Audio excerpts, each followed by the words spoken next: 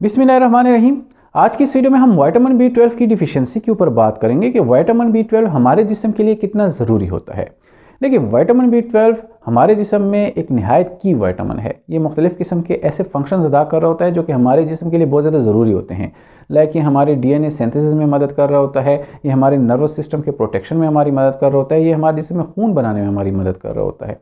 अब होता क्या है कि मुख्तलिफ़ किस्म की कंडीशंस में आपका विटामिन B12 कम हो जाता है, जिसमें सबसे कॉमन वजह क्या होती है? हमारी डाइटरी ऑप्शंस। हम जो डाइट ले रहे होते हैं, हम जो खुराक खा रहे होते हैं, वो अनहेल्थी होती है। उसमें विटामिन B12 की एक वाफर मिकदार नहीं पाई जाती, जिसकी वजह से आपके जिस्म में विटामिन B12 की डिफिशियंसी पाई जाती है। दूसरे नंबर पर जब आपकी एज बढ़ती है, आपकी उम्र बढ़ती है, तो अक्सर औकात 60 साल की उम्र के बाद आपके जिस्म में विटामिन B12 की एब्जॉर्प्शन कम हो जाती है। तीसरे नंबर पर कुछ ऐसी मेडिकल कंडीशंस भी होती हैं जिसमें विटामिन B12 की कमी हो जाती है। लाइक आपको शुगर की बीमारी में भी विटामिन B12 की डिफिशियंसी होती है, आपको थायराइड की डिजीज़ में भी विटामिन B12 की डिफिशियंसी हो सकती है। अब अगर आपको विटामिन B12 की डिफिशियंसी आती है तो आपको क्या क्या अलामतें आ सकती हैं जिनकी बेस पे आपने ख़ुद को जान लेना है कि मुझे विटामिन B12 की डिफिशियंसी है और आपने उसके अकॉर्डिंगली इसकी ट्रीटमेंट करवानी है।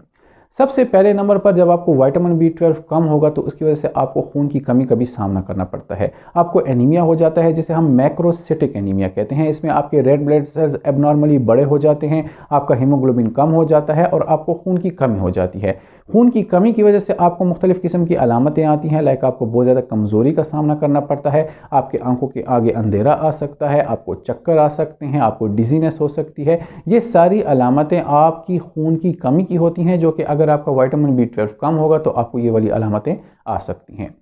दूसरे नंबर पर विटामिन B12 क्या करता है कि हमारे पेरिफेरल नर्व्स जो होते हैं, हमारी रगें जो होती हैं, उसके इर्द गिर्द एक प्रोटेक्टिव शीट होती है जिसे हम माइलिन शीट कहते हैं। उसको बनाने में विटामिन B12 एक नहायत की रोल अदा करता है। अब अगर आपको विटामिन B12 की डिफिशियंसी का सामना होगा तो आपका जो ये नर्व्स होते हैं, इनकी प्रोटेक्शन कम हो जाती है, वो शीट डिफिशेंट हो जाती है, जिसकी वजह से आपके नर्व्स डैमेज होना शुरू हो जाते हैं। इन नर्व्स के डैमेज होने की वजह से आपको मुख्तलिफ़ किस्म की अलामतें आ सकती हैं। लाइक आपके हाथों और पैरों में बहुत ज़्यादा जलन का एहसास हो सकता है, आपके हाथों और पैरों में नमनेस हो सकती है, आपको हाथों और पैरों में सुइयाँ चुभ सकती हैं।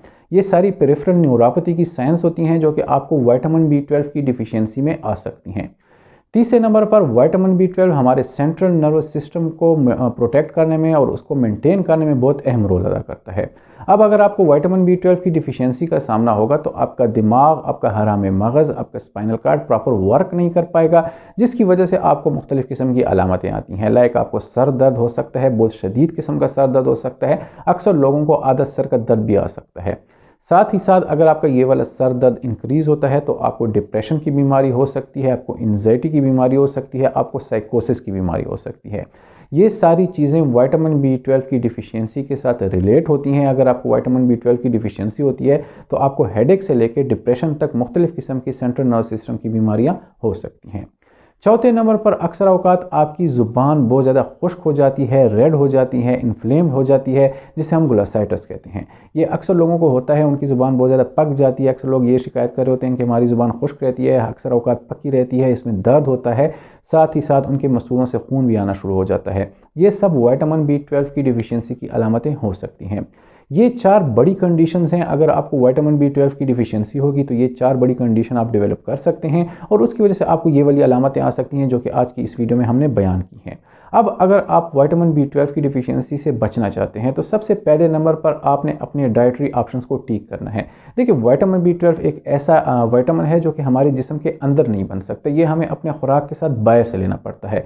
तो आपने जो खुराक इस्तेमाल करनी है वो ऐसी होनी चाहिए जिसमें विटामिन B12 की मिकदार ज़्यादा पाई जाती है।